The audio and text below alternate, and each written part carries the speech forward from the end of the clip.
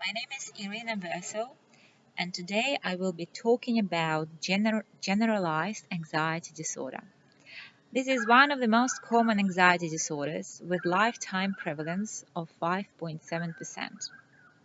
GAD features excessive anxiety and behavioral disturbances in various domains of daily living. It is associated with somatic complaints that can lead to costly medical assessments and unnecessary treatments. It may cause loss of productivity at workplace and can lead to other disorders such as depression or substance abuse. The diagnostic criteria for GAD is outlined in DSM-5 and includes the following: excessive anxiety or worry occurring more days than not for at least 6 months. The worries are about everyday life events and activities such as household chores, employment, health, finances. The wider the range of the reasons to worry, the more likely it is that the symptoms will meet the criteria for the diagnosis of GAD. The anxiety needs to be perceived out of control and out of proportion in relation to the actual impact of perceived threat and in the context of the cultural background of the client. At least 3 of the following symptoms must appear: being easily fatigued, having difficulty concentrating, irritability, muscle tension, and sleep disturbance. The symptoms of anxiety must cause significant impairment or distress in important areas of client's life. And finally, the impact of other disorders or substances must be ruled out before making diagnosis of GAD. So, what are the causes for developing generalized anxiety disorder? The current model suggests interaction of internal and external factors. Internal factors include personality vulnerabilities, neurobiological factors, and genetic predispositions. External factors relate to model behaviors, social stresses, family background, and life experience, such as childhood trauma or maltreatment.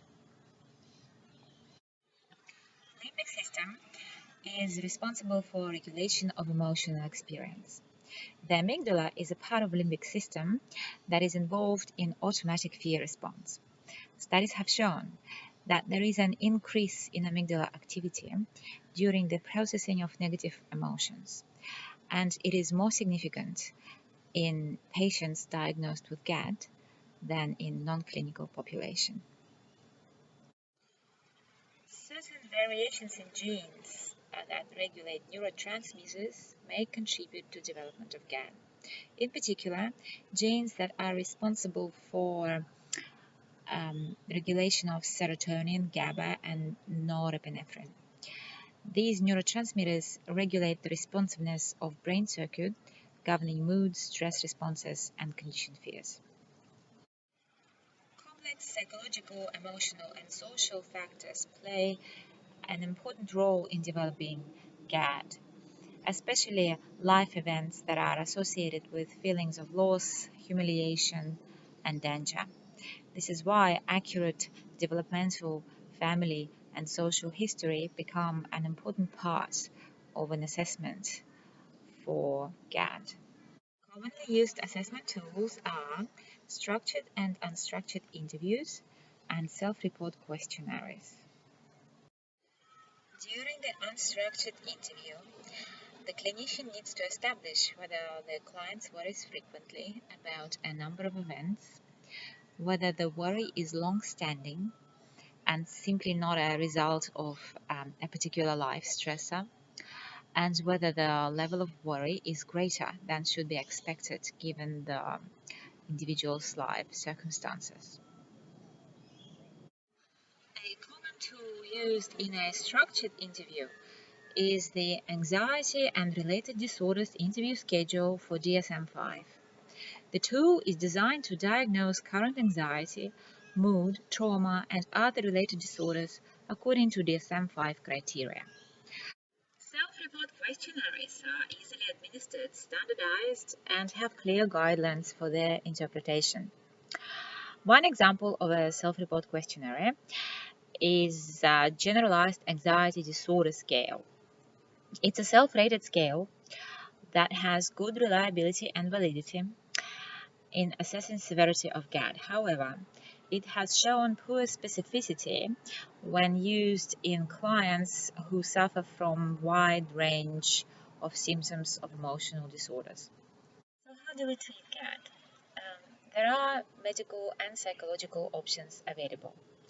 Anti-anxiety drugs alter the action of one or more neurotransmitters and reduce the symptoms of anxiety. For example, benzodiazepines act at receptors of GABA, and antidepressants act at receptors for norepinephrine, serotonin, or both.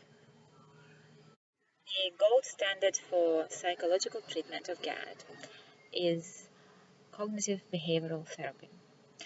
Generally, CBT is a structured time-limited intervention that is based on a model emphasizing the interplay between thoughts, emotions, and behaviors.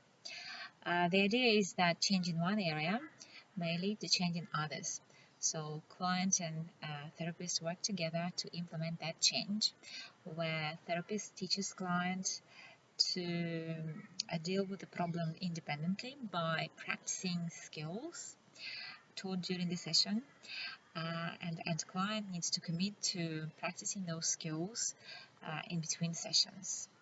A CBT for treating GAD has been developed, and it addresses four main cognitive features of GAD: intolerance of uncertainty, positive beliefs about worry, negative problem orientation, and cognitive avoidance. Intolerance of uncertainty is highly related to excessive worry and arguably may cause it. Many people suffering with GAD have a need to experience absolute certainty that either the feared event will not occur or that they will be able to deal with it. They tend to make threatening interpretations of uncertain situations, and if two or more outcomes are possible, they tend to conclude that the negative one will occur. Erroneous positive beliefs about worry are a result of positive and negative reinforcement of worry. When worry is followed by a desired outcome or avoidance of undesirable outcomes, it is reinforced and maintained. 5 types of positive beliefs about worry were reported by people experiencing GAD. These are: worrying helps to find positive solutions to the problem. Worrying increases motivation to get things done. Worrying about something in advance could decrease the negative reaction if that event were to occur. Worrying in itself may prevent negative events from happening. And worrying shows that one is caring and responsible person. During CBT, the therapist helps the client to review the function of their beliefs about worries and how these beliefs contribute to the development and maintenance of anxiety. Negative problem orientation is related to the way an individual perceives the problem, appraises oneself as a problem-solving agent, and expects particular problem-solving outcomes. It has been found that often people suffering with GADs may well know how to solve the problem. They have the skills to do it, but it is the negative problem orientation that contributes to the excessive and uncontrollable worry. So one of the goals of CBT is to help clients to focus on actual problem solving rather than worrying about it. Cognitive avoidance is the avoidance of mental images of the problem. Mental images are associated with stronger emotional response than verbal thoughts about the same situation. And research shows that individuals suffering with GAD have a smaller proportion of mental images in their worry than individuals from non-clinical population. They tend to avoid threatening mental imagery. And this kind of avoidance actually leads to so-called rebound effect, where the worry is enhanced. Other avoidance strategies may include suppressing thoughts, worrisome thoughts, and using distraction as a way to interrupt worries. So in CBT, the clients are encouraged to face their worst fears through the imaginary exposure to these fears. Finally, there is ample evidence that supports the effectiveness of CBT in treating GAD. Studies show that increased tolerance of uncertainty is closely related to the reduction in pathological worry and somatic symptoms of GAD, with the changes maintained at 6 month and 1 year follow-up. Individual treatment appears to be more effective than group treatment in terms of short-term progress. However, interestingly, both show similar long-term gains. I hope you enjoyed this presentation and found it somewhat useful.